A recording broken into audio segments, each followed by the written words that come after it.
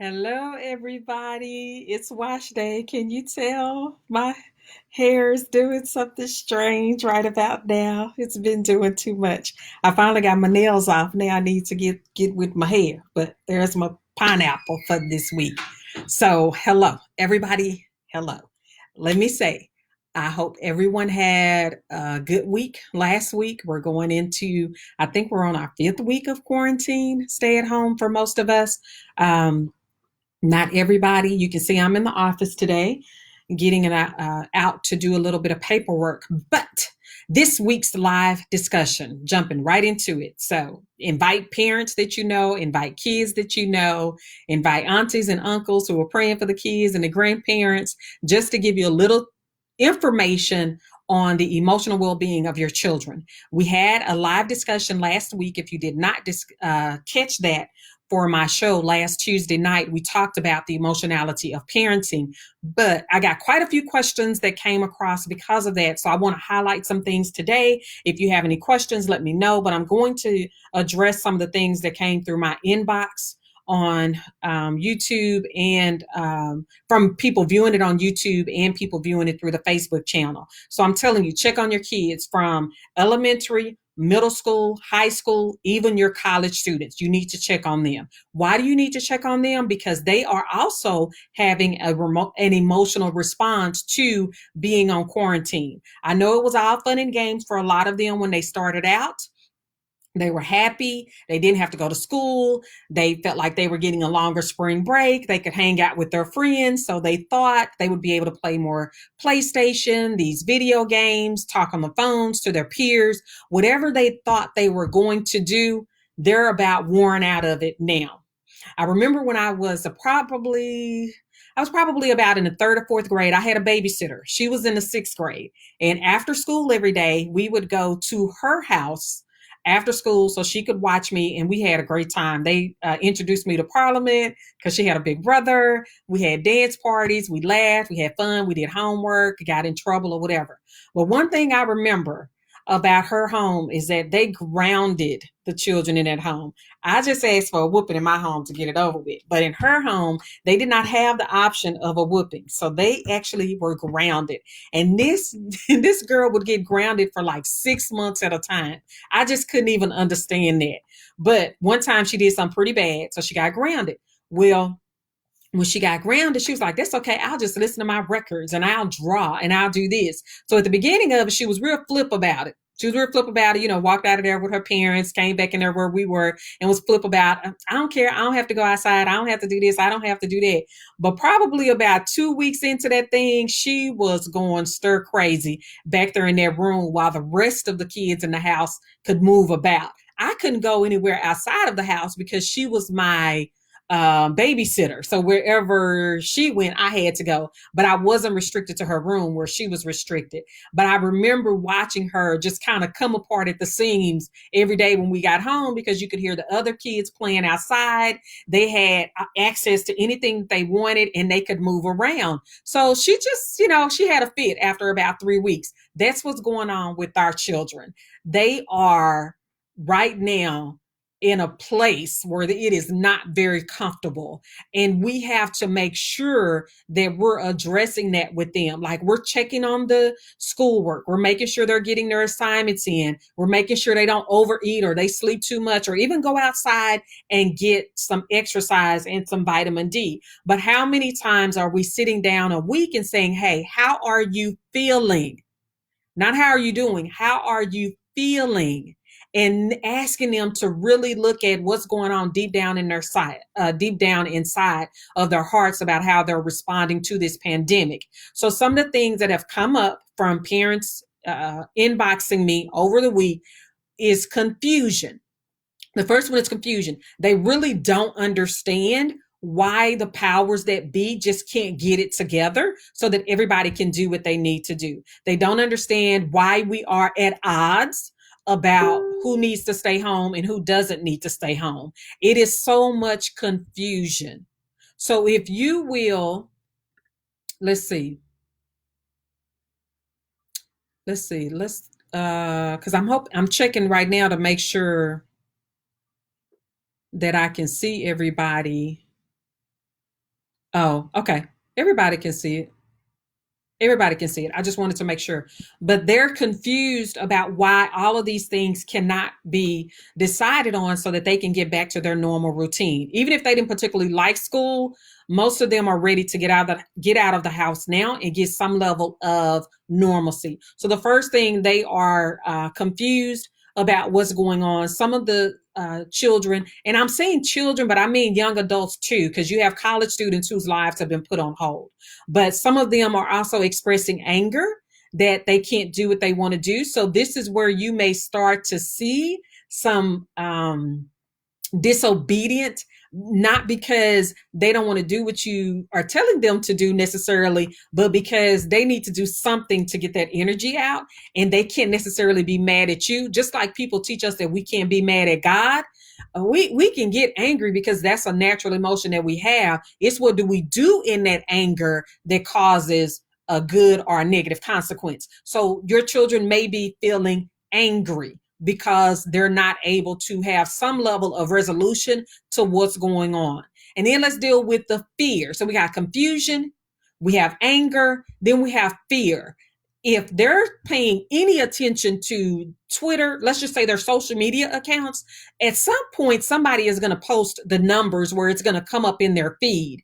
And if you're not talking to them about the data that's out there, they're coming to conclusions on their own. So some of our students, our children, our young adults are fearful because they don't know what's going to happen next. I remember when we were in the sixth grade, when I went to bed one night, they said the world was going to end. Why was it going to end? Because it was an eclipse. And that if the world, I mean, the earth didn't go on the right axis or something. I don't know all the details of it, but the world was going to end, and it would be over. That's what I went to bed with. There wasn't any social media. This was just friends talking to friends at school. But I remember how fearful I was in my prayers when I went to bed that night. I remember them specifically. I said, Lord, I want to be a mom. I want to have a family. I want to be an adult. Like I remember saying those prayers in sixth grade. So if they're seeing numbers or they're losing loved ones because of this disease, they're fearful.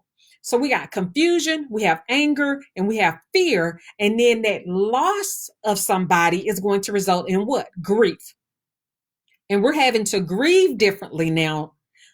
It's always been the tendency of adults to go about taking care of loss without considering how much of an impact it has on the children or the young adults in the family.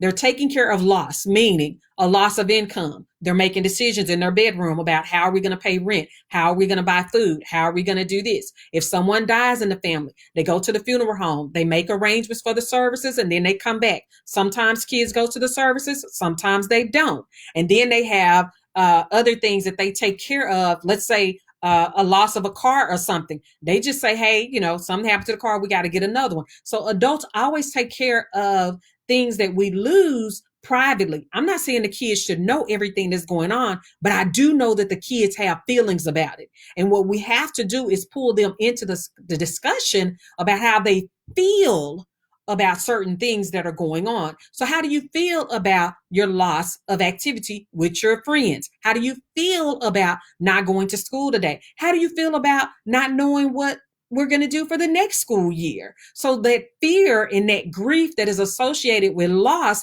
it needs to be discussed, because if they don't discuss it, they end up making decisions and conclusions based on the only information that they have, which a lot of times it's themselves, but sometimes they'll turn to social media as well. So I'm going to pause a little bit. Hopefully you guys are getting something out of this conversation, because all I want to do is put it on your mind to talk with your children about emotionally, how are they doing? Emotionally. Remember I said that, because we know we're checking on school and we're checking on checking on school, and we're checking on how much they eat, and we're checking on how much they exercising, but are we actually checking on how they're feeling? Okay, so we have confusion, we have fear, we have anger, and now we're talking about the grief of losing their way of life. And honestly, what people are saying is that we don't know if we'll ever go back to the same level of activity that we did. So there's some I don't even know what to describe that feeling. Uncertainty. There you go. Uncertainty for our children. So let me be clear. This is what I tell people, and you'll get this in counseling as well. If see the comments are coming up, but they're not showing up on my screen. So I'm gonna, if I'm looking down, it's because I'm looking at the phone. So somebody said that her senior and her second grader are having a hard time.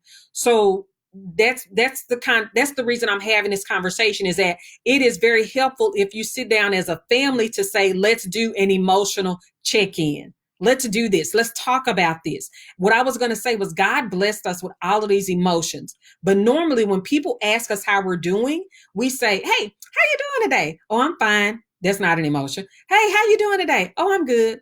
That's not an emotion. Hey, how are you doing today? Oh, I'm struggling today. Okay, well, what are you struggling with? Like, being more intentional about asking people how are they actually doing with a particular situation? How are they actually feeling?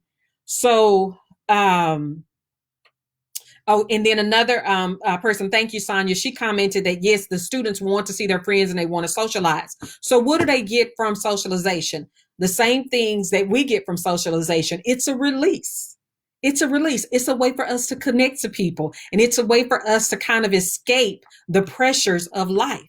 And so, if our students were socializing every day, Monday through Friday, before school started, they were socializing in the middle of the day, at lunchtime, sometimes at study hall, and definitely after school or during athletics. We've taken out, uh, all of these opportunities for them to release their stress and decompress, and told them that they got to do their homework at home. They can go on their social media and talk to their friends. They can go on their play station or other game contraptions or whatever, and they can do that. But what about actually touching people, laughing with people? You know how we get when we laugh and we're falling all on the floor, and that energy is exchanging. You cannot make up for that over the internet. There is a different connection that happens when we are around our like-minded peers. So what we can do is engage them in a discussion on, what do you miss the most? What do you think you will actually be intentional about doing? Like, what do you think you'll make sure that you do when you're around your friends, when you get back to them? Okay, so I'm going to pull up some more questions. Just give me a second. Let's see.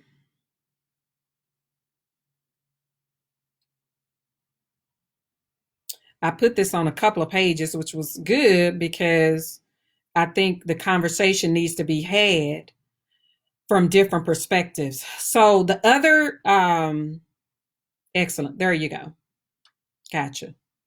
The other thing we're talking about, so before I was really highlighting the emotional connection that the students have basically in elementary school and middle school and high school, because they're talking to each other every day. But what about our seniors who were set to graduate and go on to college? They were still going on college trips. They were going on orientations. They were planning for proms. They were planning for senior skip day. And they were planning for even a senior day, like all of these wonderful things, prom, and most importantly, graduation. What about all of these special occasions that we can never get back?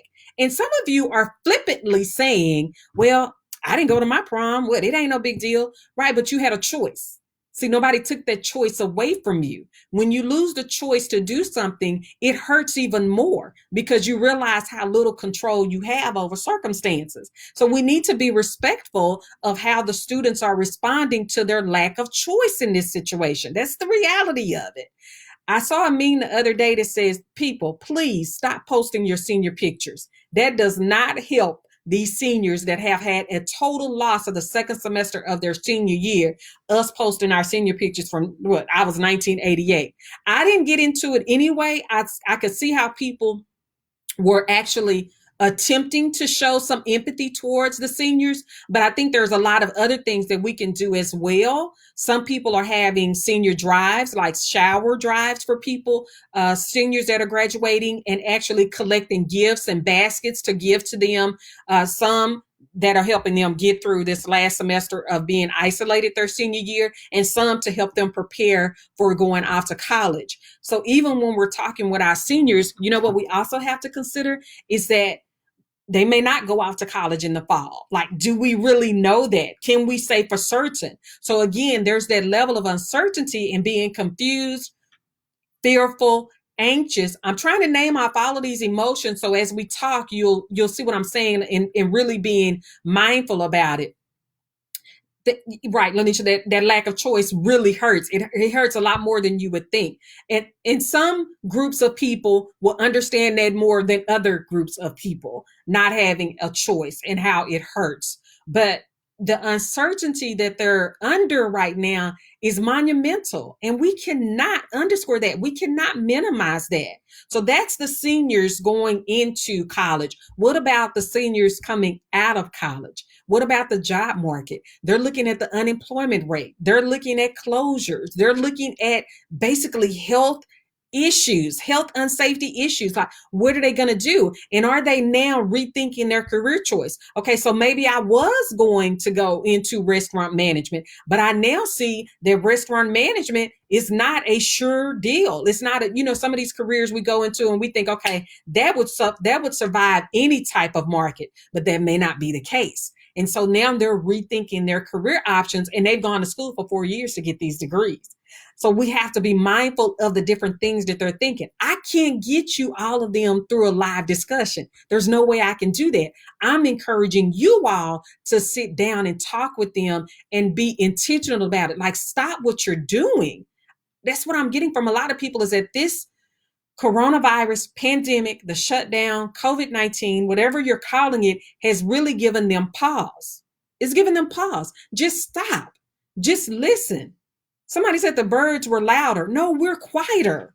They're not louder. We're quieter. We're not doing as much as we were doing. So if you would just stop and really feel the energy that's coming from your child, feel what they are going through, help them, empathize, be there for them, stop and listen to them. Meaning, hey, what's going on? How are you dealing with all of this? Because, at the end of the day, even if you ask them, they still may not open up. But what they will know is that you thought enough to ask, and that you stopped to ask, that you cared enough to ask, that you were really thinking about how they're coping with this pandemic. It's important. All of these emotions that I said, that's only a drop in the bucket. It's not a lot. It's just a drop in the bucket. And of course, I'm going to say what I always say, what I always encourage you all to do is think about counseling. At my agency, I run Positive Influences. I don't know how many people that are on this live actually know that, but I run a counseling agency, been doing it for over 20 years. And within that counseling agency, we have this is in Texas, people. So if you're listening outside of Texas, I would have to get you some resources. But if you are within Texas, in Dallas, the city limit of Dallas, our agency offers counseling for families at no charge.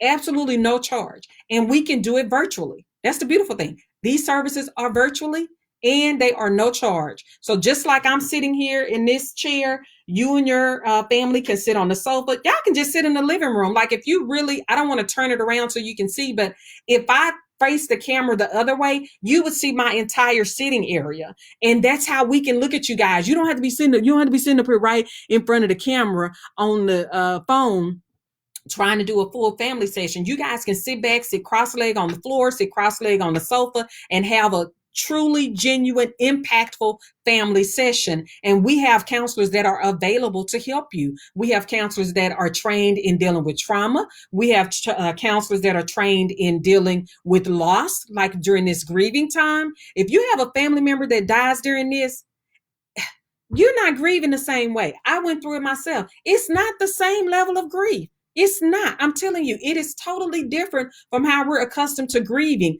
A celebration of life, it's not the same. It's different. So be mindful of that.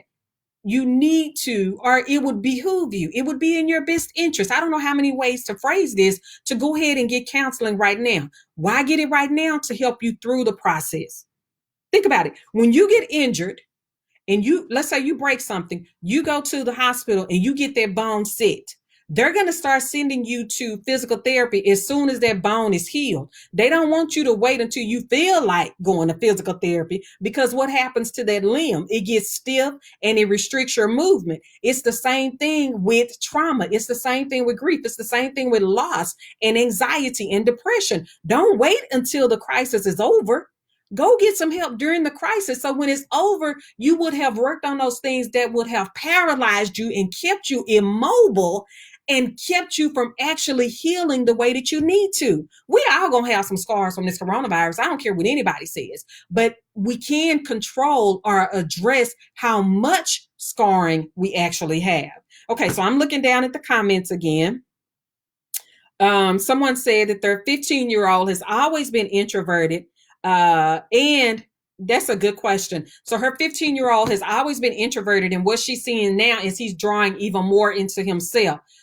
Okay. So you really do need to pull him out of his space and you get more into his space, not being intrusive, not being disrespectful, but hey, can you come help me cook dinner tonight? Hey, can you come help me wash the car today? Can you come help me water the grass today? Hey, will you sit outside with me to go on the porch just to get some vitamin D?